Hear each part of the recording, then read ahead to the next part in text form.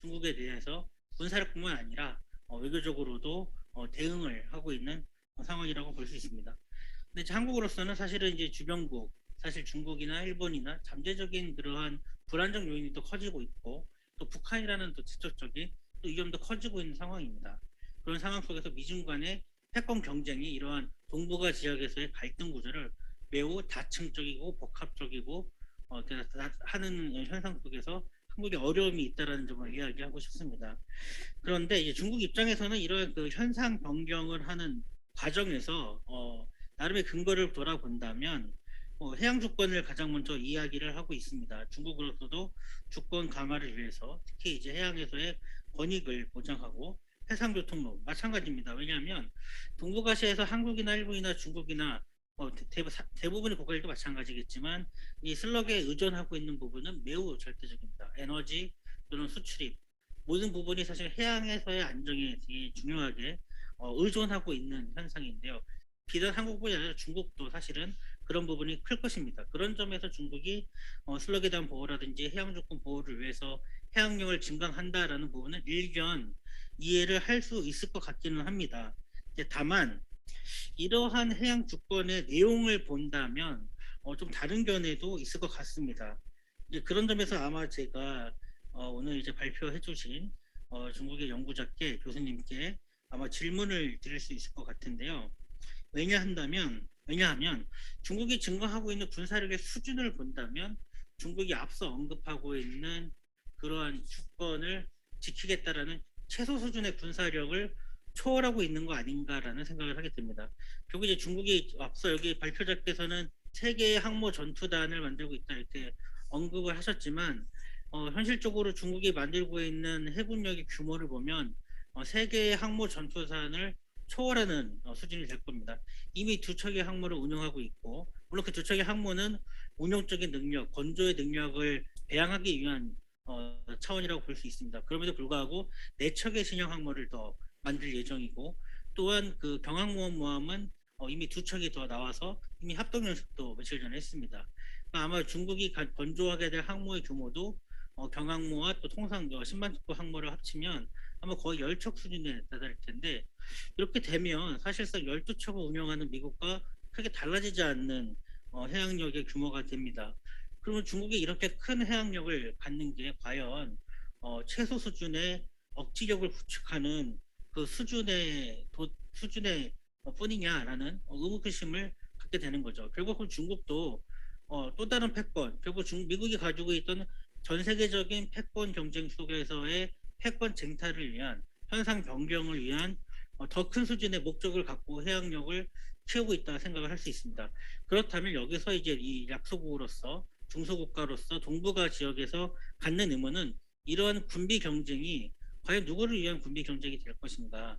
또한 이러한 군비 경쟁이 한국이나 일본으로 하여금 또 다른 또 군비 확장을 어쩔 수 없이 내몰고 있는 강요하고 있는 또 다른 강압적인 현상이다라고 이야기할 수밖에 없는 겁니다. 예를 들어 다시 이제 원점으로 돌아가 본다면 중국은 분명 중국의 국익을 지키기 위해서 미국의 접근을 거부하기 위한 최소 수준의 군사력을 건설하고 있다 이렇게 주장을 합니다. 하지만 옆에서 지켜보고 있는 한국의 입장에서는 그 최소 수준의 군사력을 초월하는 군사력이다 이렇게 평가할 수 있고 결국 그러한 군사력의 증강은 한국이나 또 주변 국가들의 해양 주권을 침해하는 현상으로 나타날 수 있다는 우려가 있습니다. 현실적으로 한국과 중국도 사실 EEZ와 관련된 아직 확정된 합의가 없습니다. 근데 이미 중국은 124도선을 넘어서서 123도선까지 한국의 해양으로 매우 근접해서 군사력을 투사하고 있는 현실입니다. 그런 군사력 투사가 결국은 중국이 한국이나 또 다른 주변 국가들의 해양 주권을 침해하는 현상으로 나타날 수 있다라는 우려가 나오는 겁니다. 그런 점에서 중국이 과연 해양력을 키우는 그 목적이 무엇인지 다시 한번 명확하게 좀 설정할 필요가 있고 또한 그 수준에서 요구되는 군사력의 수준이 어느 정도인지 이제 군비 경쟁으로 내몰지 않는 수준에서 어느 정도 좀 제어할 측면이 있다라고 제가 질문을 드리는 걸로 토론을 마치겠습니다. 감사합니다. Thank you, Dr. Park. And Professor Li Jiacheng, yes, please answer Dr. Park's question. Okay. I think the build up of the China's military power is to aim at the security of the islands of territorial seas. Uh, China build its military power not to want to military conflict with other countries in the Northeast Asia, especially the USA, because the China's military power is not so bigger as the USA the military power. We know the USA has is naval allies in the Northeast Asia.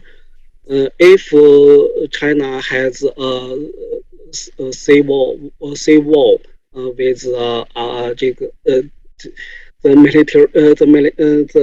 ally of the USA, the USA will be with ally of the Northeast Asia together fight with the China. The China has not a very certain win to this conflict.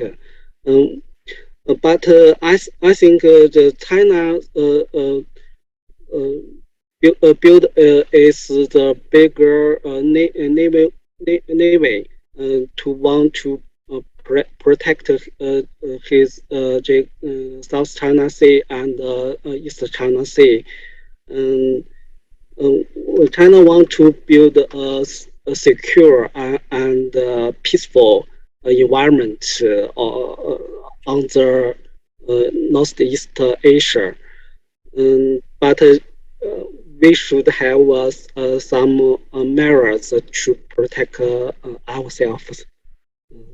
Thank you. Okay, Professor Wilson. I'd like to make a comment and ask a question, please. First of all, the presentation by Dr. Lee was very good. It's interesting, always interesting to hear the Chinese perspective, also the response from our Qaeda colleague in the audience. You mentioned earlier that the China's response to what's happening in the Indo-Pacific region is to build more nuclear weapons. And I'm curious the reason behind that. What signal does it provide to North Korea? If you don't like the status quo, build more nuclear weapons. So China is always trying to say, at least on the surface, we don't want North Korea to have nuclear weapons neither, but we're going to build more. So to me, I don't think that makes good sense strategically or even at the national level. I think that's very important to understand. The second comment, both to my colleague and yourself, is that we focus too much on the military for maritime strategy. And I think that is not literally, but it's killing all of us. It's not good for free navigation of the sea. It's not good for economics. It's not good policy. So I think that we need to ramp down or change the dialogue or the conversation to talk about what we can do for shared maritime, shared energy, and shared resources, instead of trying to take resources or corridor in resources that benefit one nation over another. Thank you. As we know, China's nuclear arsenal is not so big, about 300 nuclear weapons in China. But the US has 5,000 nuclear weapons. There is a big how to say China's nuclear weapons the number is smaller, very smaller than the US. So China should increase the nuclear weapons.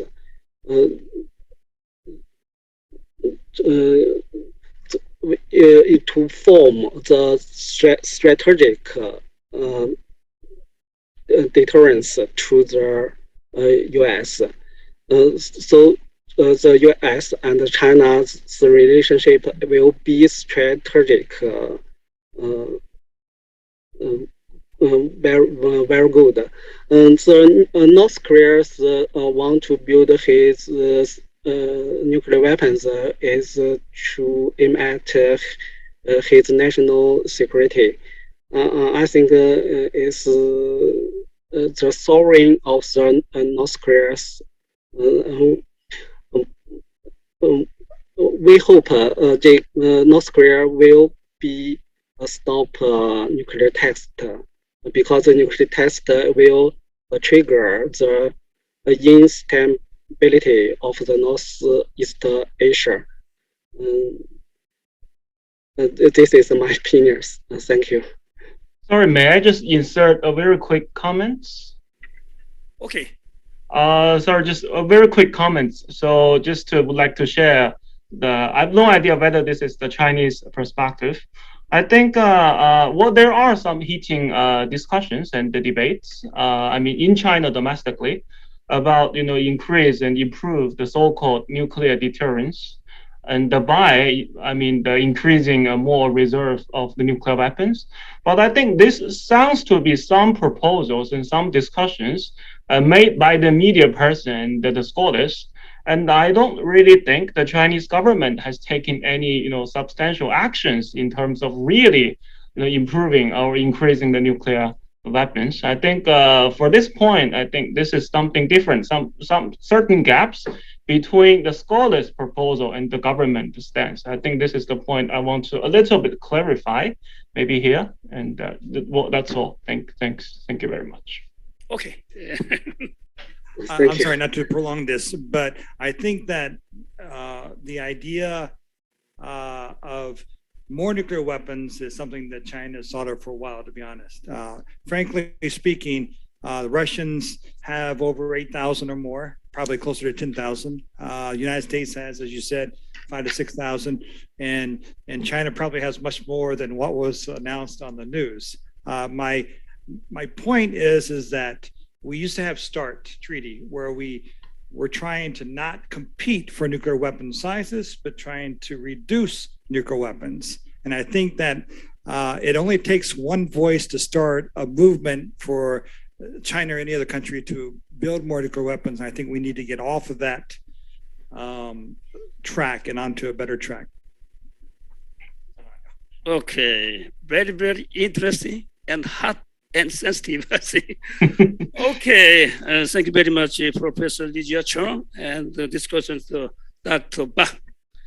Okay, continuing on, the third presenter, Dr. Masahid Mimura, the senior researcher of the arena, will present.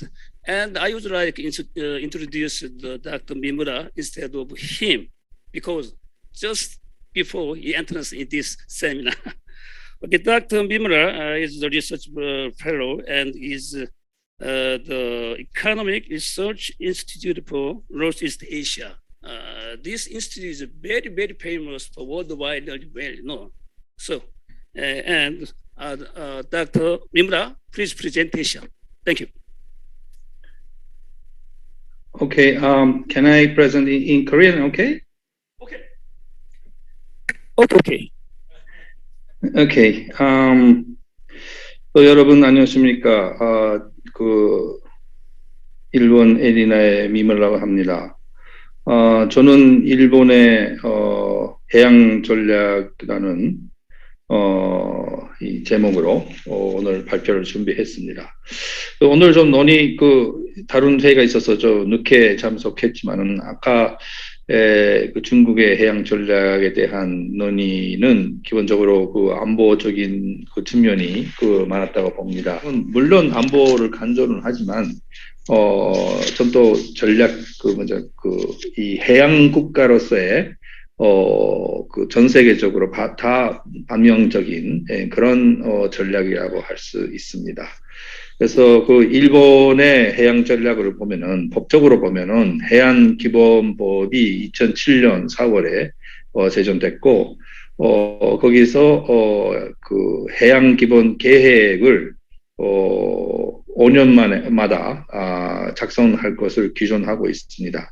그래서 그 지금 2008년, 2013년 그 제1기, 2기에 기본 그 해양 기본 계획이 제정됐고, 지금 최신판은 2018년 5월에 제3기입니다. 그 내용들은 일본어하고 영어로 정부 홈페이지에서 보실 수 있습니다. 그래서 내년 5월쯤에는 새로운 제4기의 해안 기본 계획이 나올 것입니다.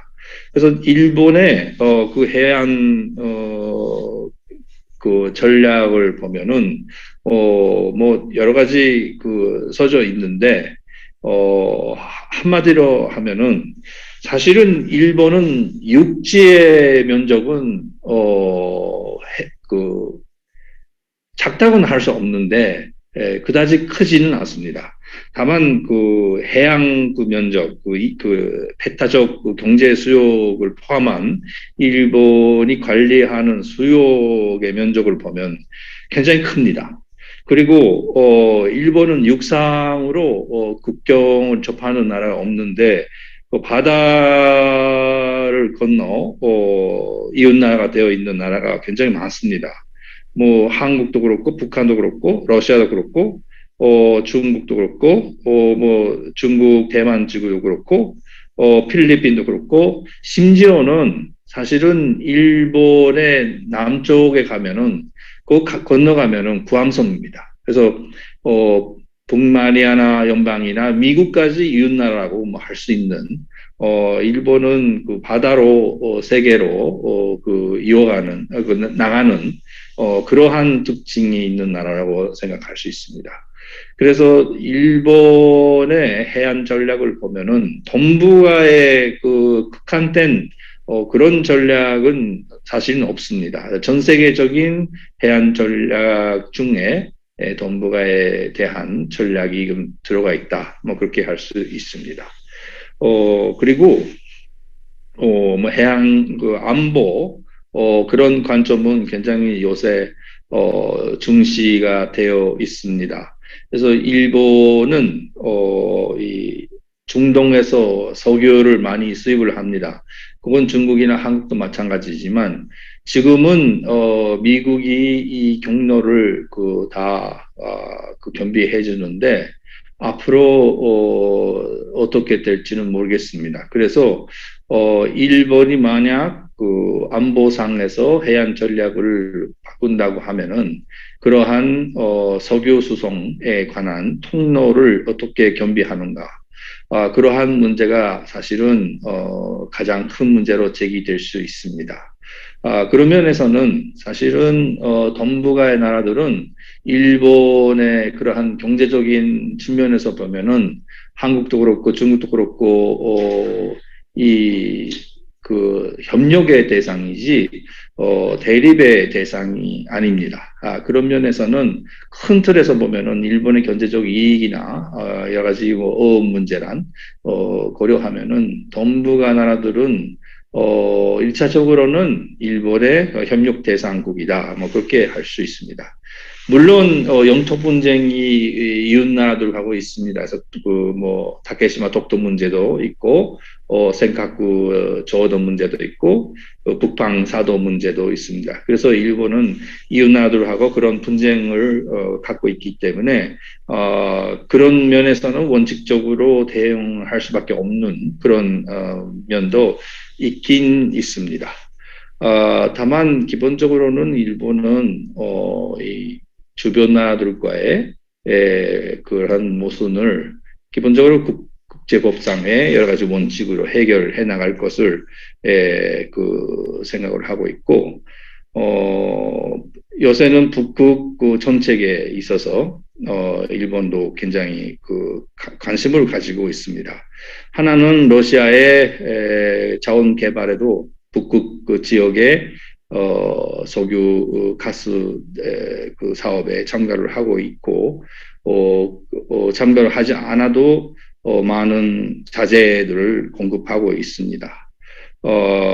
그 해안 안보를 보면요, 해안 안보, 그리고 산업 이용 촉진, 그리고 해양 환경의 유지 보전, 그 해양 상황 파악, 그리고 해양 뭐 조사 등 과학적인 그 과제, 그리고 낙도의 보정, 그 국경의 그 섬들이죠. 그리고 북극 정책의 추진, 국제적인 제휴 확보 및 국제협력 추진, 그리고 해안 인재 육성과 국민의 이해 증진, 그렇게 크게 보면 일본의 전책이 구성되어 있습니다. 이 지도를 보시면 일본 땅보다 바다가 굉장히 크다는 것을 아실 수 있을 겁니다. 그래서 일본으로서 바다는 생명선입니다. 그리고 일본은 국경이 그 바다가 돼 있습니다. 그래서 사실은 제가 니가다에 우리 용소가 있는데 니가다도 바닷가에 있습니다. 그래서 우리 그 바닷가 주민들은 바다에 가면은 뭐 해양 쓰레기 등 여러 가지 그 외국의 쓰레기들도 볼 수 있습니다. 니가다 같은 경우에는 한국이나 북한에서 오는 그런 쓰레기가 좀 많고, 규슈 남측 가면은 동남아, 대만, 필리핀 그쪽에서 올라오는 그런 쓰레기들이 많고, 그래서 일본도 각 지방의 그 특성들이 있습니다.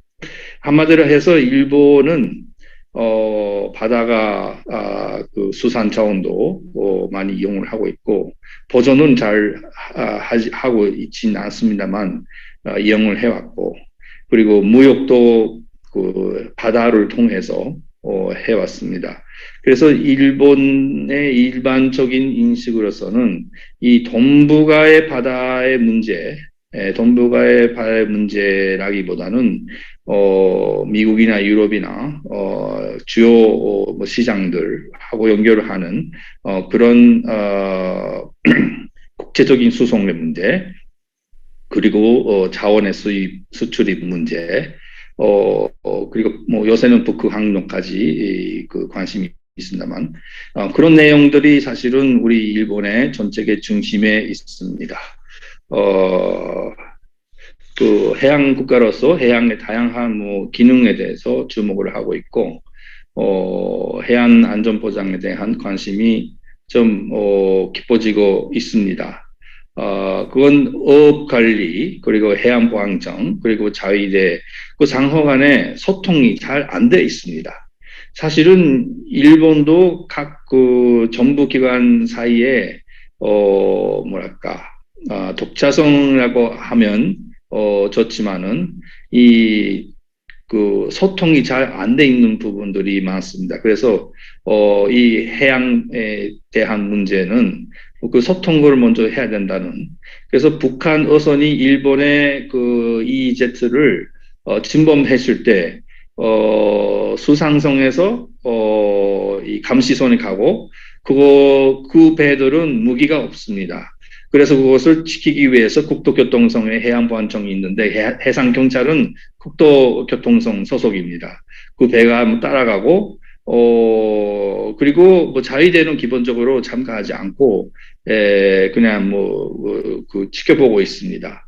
그러한 그 기관들의 그 제휴 문제라든가 인적인 관계라든가 그런 문제를 앞으로는 사실은 문제가 생기면은 소통이 좀 굉장히 중요한데 아직도 그런 문제가 뭐 걸리고 있다 그렇게 할 수 있습니다. 그리고 국제법적인 접근을 중요시하고 있습니다. 그래서 일본은 굉장히 법에 대해서 까다롭습니다. 그래서 뭐 그 한일 간의 문제도 그렇고 법적 문제가 제기되면은 일본은 마음의 문제란 인종의 문제 그런 거는 버리고 법적 문제에 굉장히 집중한 그런 경향이 있는데 그 바다에 관해서도 국제법적인 접근을 굉장히 중요시하고 법의 지배가 굉장히 일본으로서는 중요한 문제입니다. 그래서 그 중국이나 러시아과의 문제도 그런 그 법적인 문제를 어떻게 생각하느냐, 뭐 해안 그 국제해안법을 어떻게 해석해 나가는가 그런 문제에 있어서는 일본은 굉장히 신경을 쓰고 있습니다. 그리고 뭐 북극 정책에 대해서는 아까 말씀드렸지만은 많이 참여할 그 방향에 있었는데 그 러시아의 우크라이나 침공 때문에 일본도 러시아에 대한 경제 제재를 많이 하고 있습니다. 그런 영향으로 인해 앞으로 그 북극 그 항로에 대한 일본의 관심이라든가 협력이라든가 사업이 영향을 좀 받게 될 것입니다. 그 어느 정도 받게 될지는 아직 모르겠지만은 일본으로서는 북극 항로를 적극적으로 이용하려는 그 입장이었기 때문에 지금 그 정세는 굉장히 좀 머리 아픈 문제라고 할 수 있습니다. 그리고 뭐 여러 가지 다른 그 외국의 정책과 뭐 굉장히 그 유사한 내용들이 있는데 북극 항로는 일본이 굉장히 가깝습니다.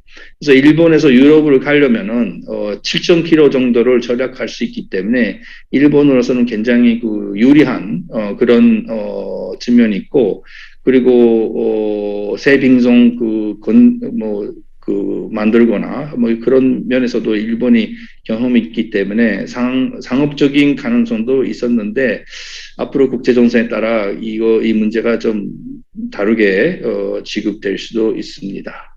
뭐 항해 자유와 러시아와의 관계는 아주 머리 아픈 문제입니다. 왜냐하면 항해 자유를 굉장히 세게 주장하면은 일본은 러시아의 육상에서도 협력 사업을 많이 하고 있기 때문에 러시아의 그 생각, 그래서 의도를 완전히 무시할 수도 없고 또 일본은 그 국제법상의 권리에 대해서는 굉장히 민감합니다. 그래서 이 법적인 문제에 있어서는 타협이 좀 어려운 것이고 그 문제 두 가지를 어떻게 조정하는가가 사실은 일본 국내적으로도 많이 논의되고 있습니다. 그래 동북아에 관련되는 문제로서는 뭐 한국하고의 영토 문제도 있고 뭐 이 석유 자원이 좀 있는데 그런 개발에 대한 문제도 있고 북한과의 문제는 뭐 이제트 문제가 아직 뭐 이야기가 하나도 안 돼 있고 어업 수역에 관련된 문제도 과거에는 민간 협정이 있었는데 지금은 협정이 없는 상황입니다. 그래서 앞으로 북일 국교 정상화를 전제로 해서 민간 아니면 정부 간의 어업권 문제에 대한 교섭도 좀 많이 해야 될 것 같습니다. 그리고 중국과의 관계에서는 영토 문제도 있고 동중국해 뭐 석유 자원의 문제도 있고 항해 자유 문제도 있는 것 같습니다. 러시아과의 문제는 뭐 영토 문제도 있고 그리고 어업 문제 이 문제가 굉장히 좀 큽니다. 그래서 이 섬 자체 육지에 대한 권리도 일본은 관심이 많지만은 사실은 육지에 관한 권리보다는 수산권에 관한 그 북방사도의 문제가 굉장히 그 일본의 어업에 있어서는 큰 문제이기 때문에 이 문제 해결은 사실은 어업 관계자들은 뭐 원하고 있는 문제입니다. 그리고 북극 개발에도 일본은 적극적으로 참여하려고 하고 있기 때문에 러시아와의 관계는 굉장히 중요합니다. 그래서 일본의 해양 정책에 있어서 동북아가 차지하는 비율은 사실은 높지 않습니다. 다만 이 관련되는 나라들은 한국도 그렇고 중국도 그렇고 북한도 그렇고 러시아도 그렇고 일본의 이웃 나라들이기 때문에 그런 면에서는 일본으로서는 좀 더 동북아를 중시해야 된다는 그런 주장들이 전문가들은 뭐 저를 포함해서 좀 더 동북아에 대해서 주목을 해야 한다고 뭐 하고 있습니다. 다만 일본의 경제 교류는 중국을 제외하면 이 동북아보다는 동남아나 미국이나 유럽과의 무역이 많기 때문에 동북아는 아직까지 크게 국가적인 관심의 중심이 아니었던 것도 사실입니다. 앞으로 뭐 러시아과의 관계, 뭐 중국과의 관계, 그 관계가 복잡해지면은 또 그 안보적인 그 측면에서 동북아가 굉장히 그 중요하게 될 수 있는 것 같습니다. 또 북한과의 문제에 있어서는 어업 수요의 문제가 해결해야 된다는 문제. 그래서 한 4년 전까지는 북한 어선들이 일본의 그 배타적 그 견제 해역에 와서 많이 어업을 했습니다. 그래서 나무배로 와서 그 태풍들이 오면은 또 많은 배들이 그 일본 그 각지에 표착되고 심지어는 시신까지 포함해서 많이 그 표착되었습니다. 근데 요새는 북한이 그 철로 만든 그 어선들을 많이 만들어서 그리고 코로나 때문에 그 앞바다에 나가지 않아서 그 문제는 지금은 별로 큰 문제로 제기가 안 돼 있지만은 앞으로 북한과의 어업 문제에 있어서 수역의 협의를 그 많이 해야 될 것 같습니다. 그리고 해양 구조와 관련된 협력은 사실은 뭐 일본해, 동해, 연안국, 일본, 한국, 북한, 러시아 간의 협력을 추진해 나가야 될 것 같습니다. 지금은 한국하고 러시아하고는 관계가 그 훈련도 하고 협력도 하고 있지만은 북한과의 협력은 그 기본적으로 못 하고 있는 상황이기 때문에 앞으로 그런 문제를 통해서 국교 정상화가 안 되더라도 해안 협력을 먼저 해양 구조부터 시작하는 것이 현실적이지 않을까 싶습니다. 이상입니다. 감사합니다.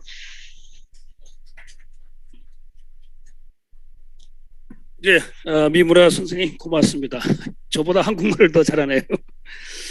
자, finally, there will be a discussion by Dr. Kim Suk-hyun, a research fellow at the Institute for National Security Strategies. Please. 안녕하세요. 저는 김숙현입니다. 지금 현재 국가안보전략연구원 외교전략연구센터에서 책임연구위원을 맡고 있고요. 제 전공 분야는 잘 들리세요? 일본의 대내외 정책 등입니다. 저는 일본에서 유학을 했고 그래서 일본에서 한 16년 이상 살고 있었기 때문에 일본에 대한 관심 매우 높고요. 그다음에 오늘 발표해 주신 민무라 선생님 굉장히 오랜만에 인사드립니다. 건강하신 것 같아서 굉장히 기쁘게 생각합니다. 먼저 민무라 선생님께서 일본의 해양 정책, 해양 전략에 대해서 굉장히 자세하게 얘기를 해주셨고, 저도 그 점에서는 굉장히 큰 공부가 많이 되었다고 생각을 합니다. 이제 민무라 선생님께서 발표하신 내용에서 약간 빠져있는 부분만 약간 제가 조금 더 첨부해서 말씀을 드리고, 그 다음에 이제 과제에 대해서 얘기를 잠깐 하고요. 그 다음에 이제 민무라 선생님께 한 4-5가지 정도 좀 질문을 드리는 것으로 제 토론을 가늠하고자 합니다. 먼저 일본에 있어서 해양 정책의 중요성은 당연히 지정학적인 관점에서 보더라도 훨씬 굉장히 중요할 수밖에 없습니다. 미국이나 또는 한국, 또 중국과는 달리 일본은 섬나라이기 때문에 과거서부터 이제 해상이라든가 해상 안보 관련된 것이 굉장히 중요했습니다.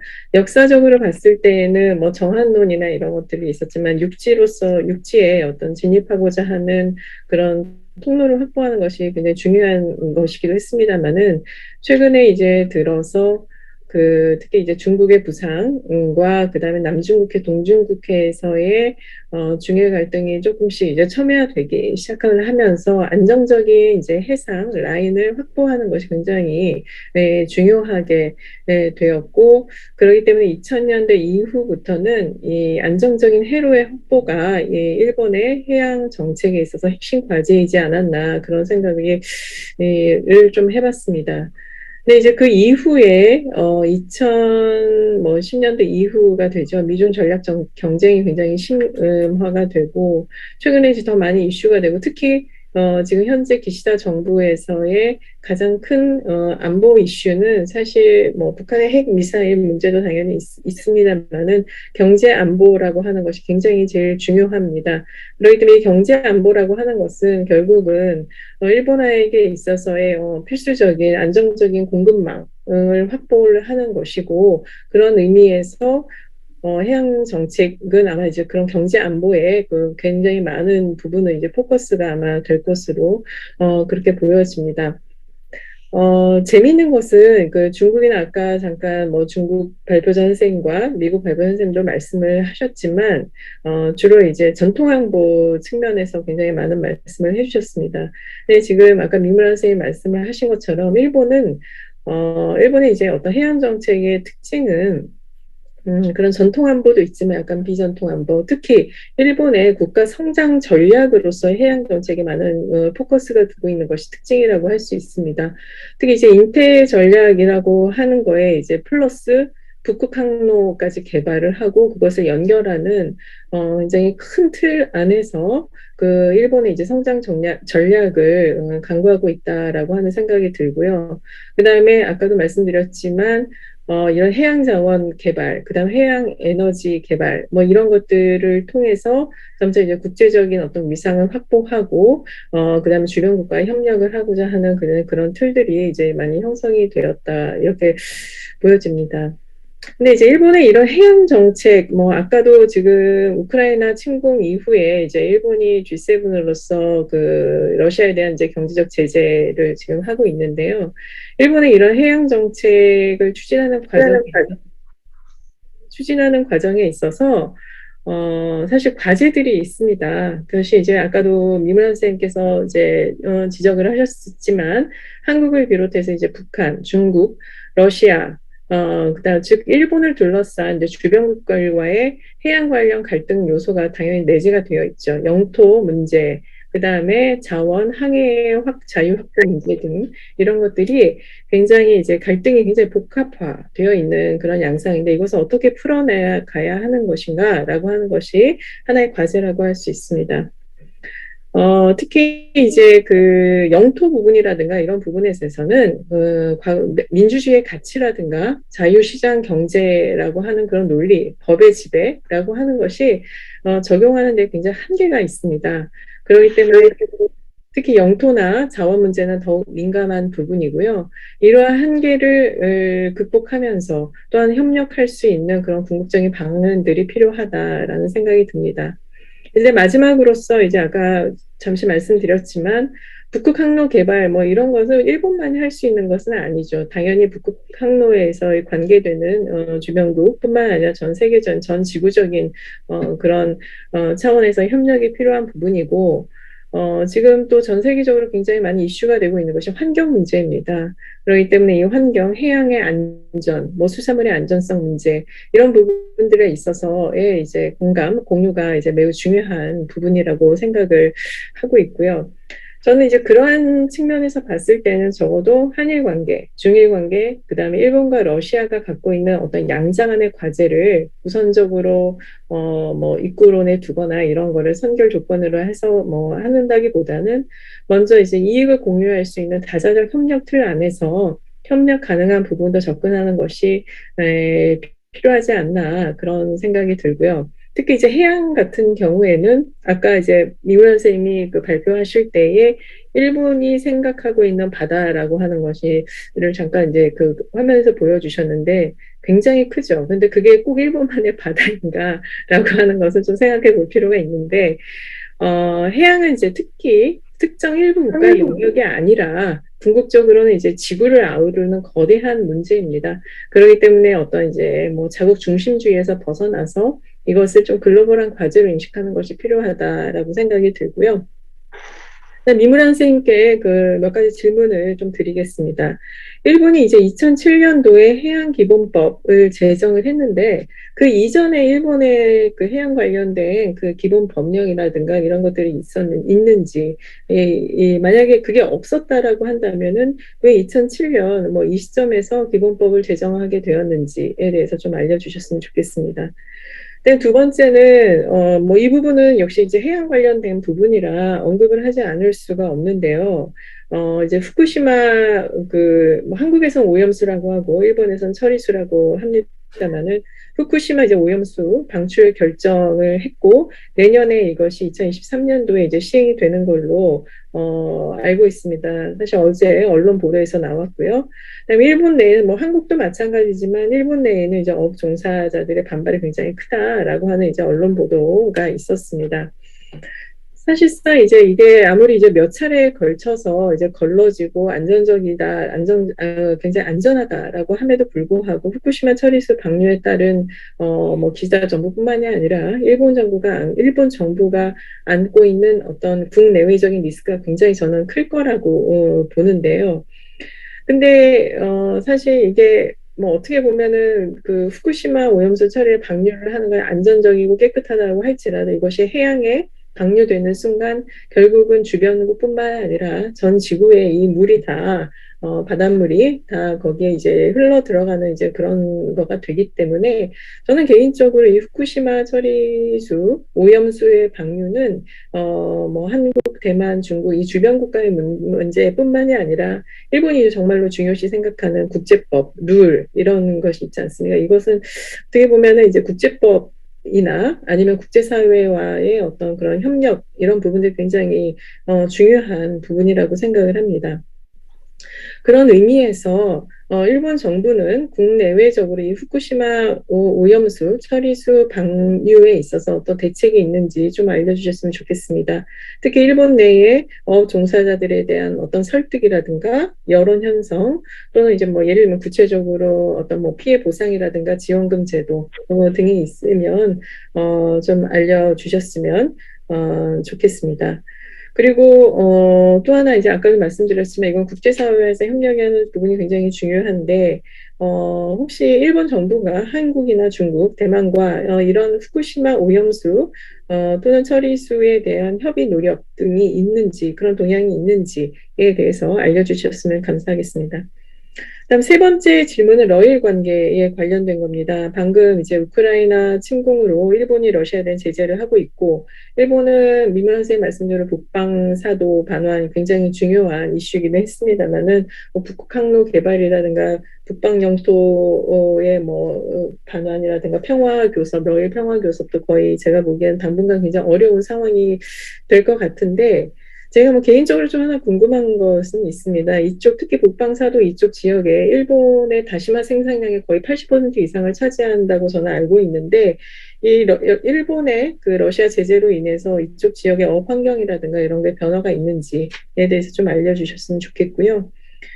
그다음에 네 번째 질문은 뭐 이거는 이제 기시다 정부가 이제 제일 중요하게 생각하는 것이 아까도 말씀드린 경제 안보라고 말씀을 드리기는 했습니다만은 아까 미무라 선생님 말씀하셨듯이 제4기 이제 해양기본법이 아마 곧 나오게 될 것 같고 그다음에 그 전에 이제 국가안전보장 전략이 아마 책정이 될 것 같습니다. 근데 제4기 이제 해양기본법의 어떤 방향성을 에 대해서 혹시 알고 계시면 좀 알려주셨으면 좋겠고 마지막으로는 뭐 아까 이제 그 해양의 이제 협력에 있어서 중요 국가로 이제 북한하고 러시아를 말씀하셨는데 특히 이제 북한 같은 경우에는 뭐 일본하고는 아까 이제 국교도 정상화되지 않은 그런 상황이고 지속적으로 북한이 이제 핵미사일 도발도 하고 있고 특히 납치자 문제가 있습니다. 제가 보기에는 적어도 납치 문제가 해결되지 않는 이상은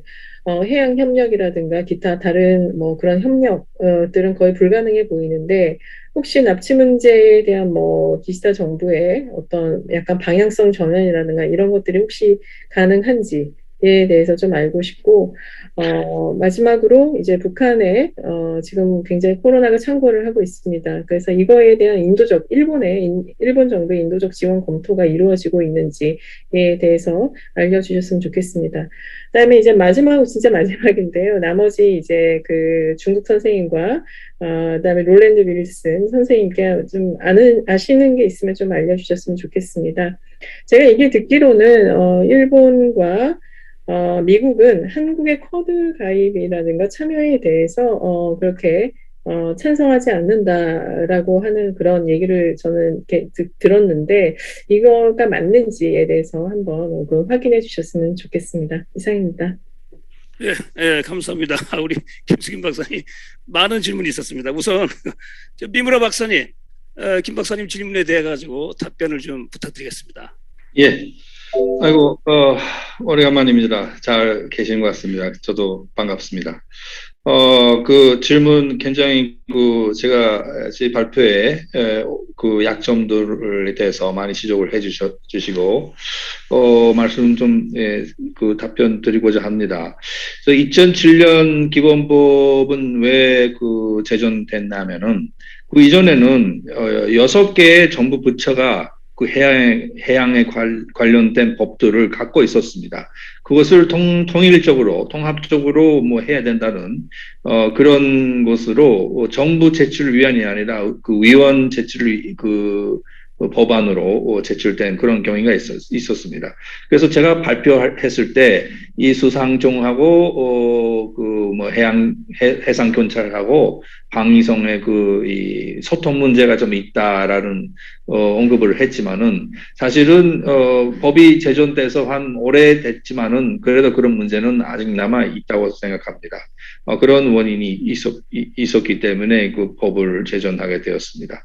그리고 두 번째는 후쿠시마 이게 원자력 발전소의 그 오염수 문제지만은 사실은 지금 오염수를 탱크로 저장하고 있는데 그것이 한계가 돼가고 있습니다. 근데 그거 어떻게 하는가 아주 어려운 문제인데,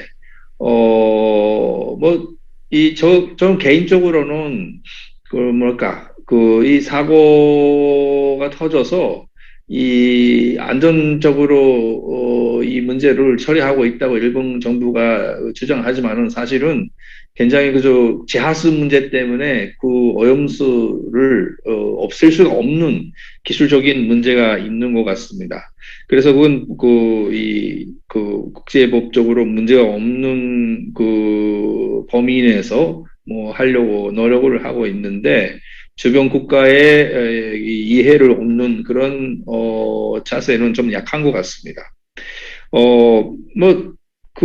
오염수의 기본적으로 지금 공개되어 있는 범위에서 보면은 다른 나라의 원자력 발전소에서 배출되는 냉각수 속에 있는 그런 물질하고 차이가 별로 없는 것으로 일본 정부는 주장하고 있지만 기타 물질에 대해서 좀 더 투명성 있는 설명을 해야 되지 않을까 저는 개인적으로는 그렇게 생각합니다.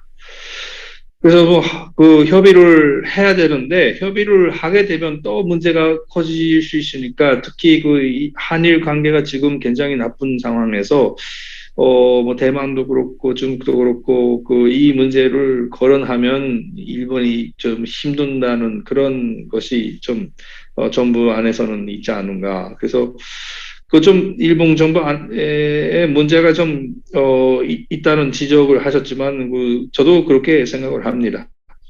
그리고 세 번째는 러시아와 일본의 관계의 북방사도 문제, 북한노산 문제 여러 가지 어려운 문제들이 많습니다. 다만 경제 제재의 영향을 보면은 업권 문제에 교섭이 좀 올해는 늦어진 것도 있고 사실은 어징어업에 있어서는 러시아 EEZ 내에서 조업을 하는 어선들이 있는데 올해는 그것을 못할 것 같습니다. 그 이유는 무엇이냐면은 이용권 요금을 내야 되는데 지금 일본 은행들은 러시아에 대한 송금을 접수하지 않습니다. 사실은 달러로는 송금할 수 없는데 유로나 다른 통화로서는 할 수 있긴 있습니다. 기술적으로. 근데 그거를 하면은 일본이 이렇게 세게 제재를 하고 있는 것을 딱 이게 미국에 보여줘야 되는데 그 구멍이 있다는 것을 보여지면 안 되니까 좀 안 돼 있다고 할 수 있습니다.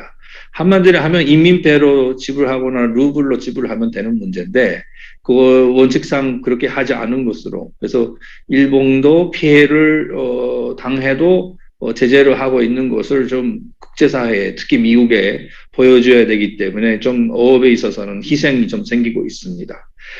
그런 마찬가지인 이유로 일본의 비행기는 러시아 영공을 통과를 할 수 있는데 영공 통과료를 지불하지 못하니까 일본 비행기는 러시아 상공을 통과할 수 없습니다. 다만 그건 다른 문제가 있죠. 그래서 독일이나 영국이나 그 핀란드나 뭐 일본 항공은 그 영국 항공하고 코드 쉐어를 하고 ANA는 루프트한자하고 오스트리아 항공하고 코드 쉐어를 합니다. 그러면은 그 일본 항공만 12시간으로 런던까지 가버리면은 경쟁상 굉장히 그 영국이 불리하게 되죠. 그래서 그런 면에서는 일본은 사실 권리가 있는데도 불구하고 그건 그 활용 못하는 그런 상황에 좀 빠지고 있다고 할 수 있습니다. 그리고 네 번째 문제인데 그 새로운 해양 기본 계획은 지금 작성 중인데 북극 항로 문제라든가 그런 문제에 있어서는 좀 변동 요소가 많아지고 있기 때문에 좀 변경이 뭐 있을 수도 있는데 기본적으로는 그 제3기하고 유사한 내용이라고 듣고 있습니다. 그래서 그 해로의 안전 문제라든가 그런 문제를 굉장히 좀 중시하는 방향에 돼 있기 때문에 그건 그 계속 그 중시하지만은 한국이나 중국 등 주변 국가와의 그 해상 그 안전 그에 관한 협력까지는 거론하지 않을 것입니다.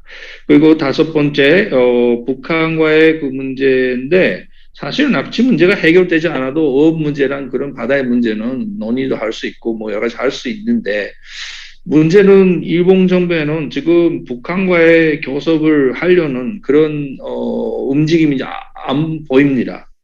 왜냐하면 핵과 미사일 문제가 굉장히 해결이 어려운 그래서 북미 관계가 아주 나쁜 상황에서 일본이 독자적으로 움직일 수 있는 공간이 별로 없기 때문입니다. 사실은 있습니다. 그래서 이 역사 문제에 있어서 일본이 먼저 그 문제를 청산하거나 제일 그 조선인 문제에서 조선 학교 유치원의 무상화 문제라든가 그러한 문제를 일본 정부가 주도적으로 해결을 하자면은 할 수 있는데 그건 국내적으로 반대가 많기 때문에 안 하고 있는 것 같습니다. 그리고 코로나에 대한 인도적 지원에 대해서는 아직도 거론이 안 돼 있는 것 같고 일본은 사실은 일본의 시오노기라는 그 제약회사가 독자적으로 백신을 개발을 했습니다. 다만 일본은 접종률이 너무 높기 때문에 국산 백신을 접종받는 사람이 별로 없는 것 같습니다. 그래서 사실은 일본이 그 백신을 북한으로 공급을 하면은 6천만 명 정도 공급을 하면은 이 접종자가 하나도 없는 나라에서 이게 시험을 할 수 있는 거죠. 그래서 그러한 사고들은 많이 있는 것 같은데 아직도 그것까지 거론할 수 있는 그런 분위기가 아닐 것 같습니다. 이상입니다. 감사합니다. 예, 미군의 선생님 고맙습니다. And some question maybe Professor Wilson, how about thinking the South Koreans entrance for the Quad position in U.S.? So if I understand the question correctly, does the United States is the United States for or against South Korea joining the Quad? If that's the question, correct? Honestly speaking, from a political point of view, I have no idea what is in Biden's head for that, to be honest. I think the weakness in the Indo-Pacific strategy is the political portion right now with the U.S. government, to be honest. However, from a military perspective, especially from a U.S. Navy Marine Corps team, we would more than welcome South Korea entering this relationship. I think it builds on the partnerships already within the region, and it would make the South Korean more accessible to the region. Thank you. And Professor Lee Jia-chung, with the same question for you, please. Okay, thank you. As we know, the Yuseo government want to express its willingness to join the Quad. China do not want South Korea to join Quad because Quad is closed, exclusive, and unfriendly to China. So China want to see SK will maintain the distance with the Quad. That's all. Thank you. Thank you, Professor Lee. 지금 현재 우리 여기 연구소에 한 20여 명, 그리고 이제 줌 접속으로 31분이 지금 보고 있습니다. 이제 끝날 시간이 다 됐지만 혹시 우리 논의되어진 내용 중에 뭐 발표자, 토론자에 대해서 혹은 뭐 자기 생각도 좋습니다. 간단하게 혹시 이렇게 발언을 할 수 있으면은 발언해 주시기 바랍니다. 줌 접속을 통해서도 가능합니다.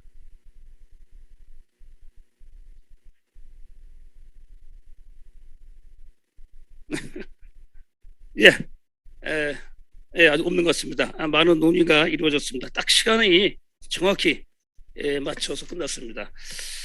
이제 1회1을 마치고 이제 2회 넘어가겠습니다. That's all for the first section. Thank you to all participations for the presentation and discussion with good contents.